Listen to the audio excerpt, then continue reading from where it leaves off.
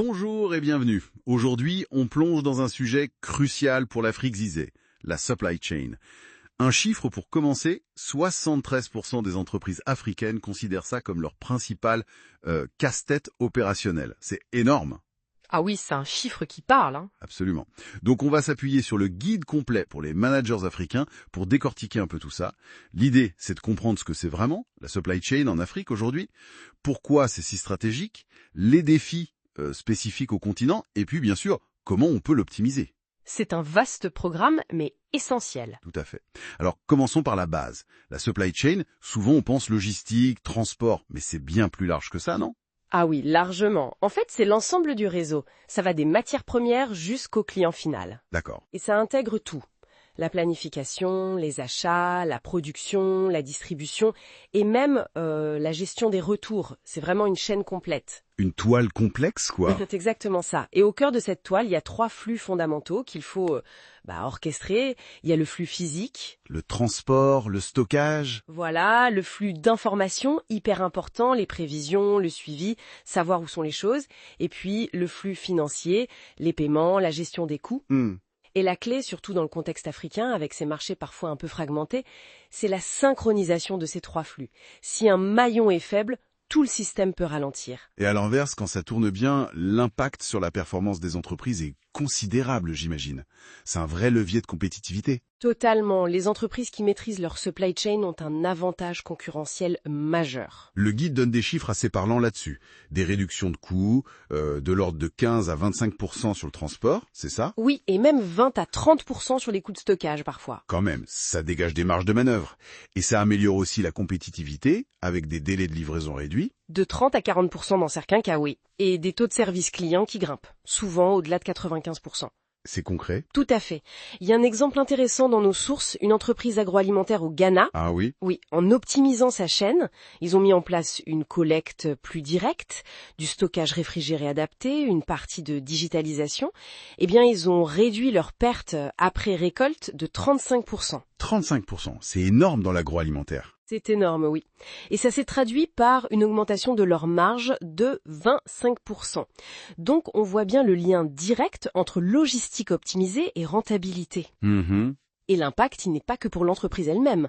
On estime souvent qu'un emploi créé dans la logistique en Afrique, ça en génère environ 3 autres indirectement, sans parler de l'intégration des PME locales dans ces chaînes. Oui, ça tire tout un écosystème. Mais bon, tout n'est pas rose. Le contexte africain présente des défis assez spécifiques. Le premier qui vient en tête, c'est souvent les infrastructures, non ? C'est clair. C'est un point majeur. Le guide mentionne qu'une part non négligeable du réseau routier est en mauvais état. Ça rallonge les délais, ça augmente les coûts. Et il n'y a pas que les routes. La congestion dans certains ports. Ah oui, les délais d'attente. Jusqu'à 15 jours parfois, c'est mentionné. C'est un coût énorme pour les entreprises. Absolument. Et la capacité de fret aérien qui est aussi parfois limitée. Heureusement, il y a des initiatives comme les corridors logistiques ou les plateformes multimodales qui essayent de fluidifier un peu tout ça. Oui, ça bouge quand même. Un autre gros morceau, c'est la complexité administrative, la réglementation, les douanes. Ah, les douanes. Le parcours du combattant parfois. Exactement. Naviguer entre les différentes règles, la paperasse. Les délais de dédouanement, ça peut prendre 8, 10, 12 jours. C'est un vrai frein. Mais là aussi, il y a une opportunité majeure avec la Z et le CA. La zone de libre-échange continentale africaine. Ouais, on en entend beaucoup parler. Samba, c'est justement de simplifier, réduire les barrières, harmoniser les règles. C'est une promesse d'échange beaucoup plus fluide à terme sur le continent. D'accord. Et puis il y a le défi technologique, le fameux fossé numérique. Oui. La connectivité limitée dans certaines zones, le manque de compétences parfois, et puis l'investissement initial pour les PME. C'est un vrai sujet. Comment équiper les plus petites structures ? Mais là aussi, des stratégies existent. Le cloud, qui rend les solutions plus accessibles. Les partenariats avec des entreprises tech. Oui, la formation progressive des équipes. Il faut y aller pas à pas souvent. Justement, comment on optimise concrètement ? Quelle est l'approche ? Eh bien, le guide insiste sur une approche structurée. Ça commence par un bon diagnostic, où on en est vraiment. D'accord, un état des lieux. Voilà. Ensuite, définir une stratégie supply chain qui soit vraiment alignée sur la stratégie globale de l'entreprise. Ça, c'est fondamental. Logique. Après, on conçoit le réseau logistique cible, on le met en place souvent par phase, et surtout, on pilote la performance en continu. On mesure, on ajuste. Et la technologie dans tout ça ? Même si l'accès est un défi, c'est un levier important, on l'a dit. C'est un accélérateur, clairement. On voit émerger des choses intéressantes.